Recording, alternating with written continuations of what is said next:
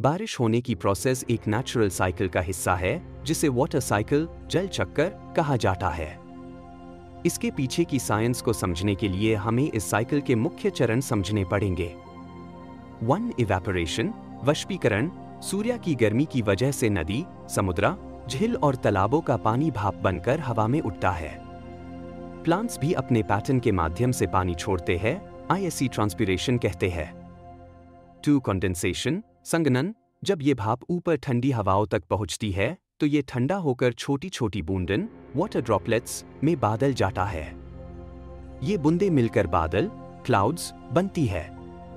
3. Cloud formation, बादल का निर्माण। बादल का साइज स्टेप बढ़ता है जब और ज्यादा मॉइस्चर हवा में जमा होता है। जब बादल ज्यादा भारी हो जाते हैं और उनका समर्थन करने के लिए हवा का प्रेशर कम पड़ता है तो बारिश होती है।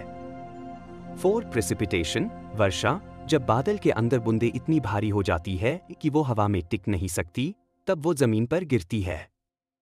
इस प्रक्रिया को प्रेसिपिटेशन कहते हैं।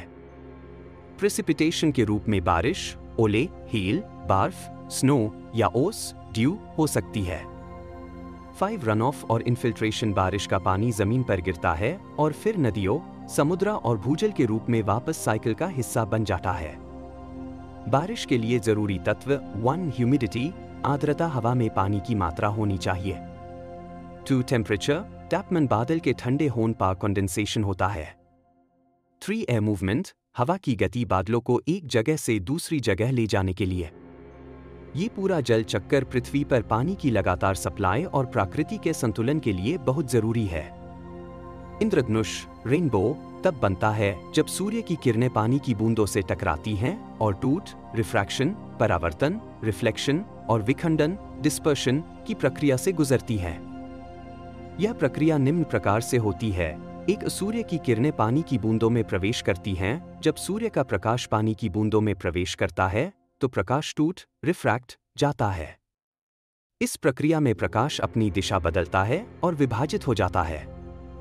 2. प्रकाश का विखंडन, डिस्पर्शन। सफेद प्रकाश जो 7 रंगों बैंगनी, नीला, हरा, पीला, नारंगी, लाल और हल्का नीला से मिलकर बना होता है, बूंदों के भीतर अलग अलग तरंगदैर्ध्य, वेवलेंथ के कारण विभाजित हो जाता है। 3. अंदर परावर्तन, रिफ्लेक्शन। बूंद के अंदर प्रकाश आंतरिक रूप से परावर्तित होता है जिससे रंग और अधिक स्पष्ट हो जाते हैं। 4. प्रकाश का बाहर आना। जब यह प्रकाश बूंद से बाहर निकलता है तो यह फिर से टूट जाता है और हमें 7 रंगों का इंद्रधनुष दिखाई देता है। इंद्रधनुष देखने के लिए शर्तें: सूर्य का प्रकाश होना चाहिए, आसमान में पानी की छोटी छोटी बूंदें, बारिश या ओस होनी चाहिए, देखने वाले व्यक्ति को सूर्य की ओर पीठ करके खड़ा होना चाहिए।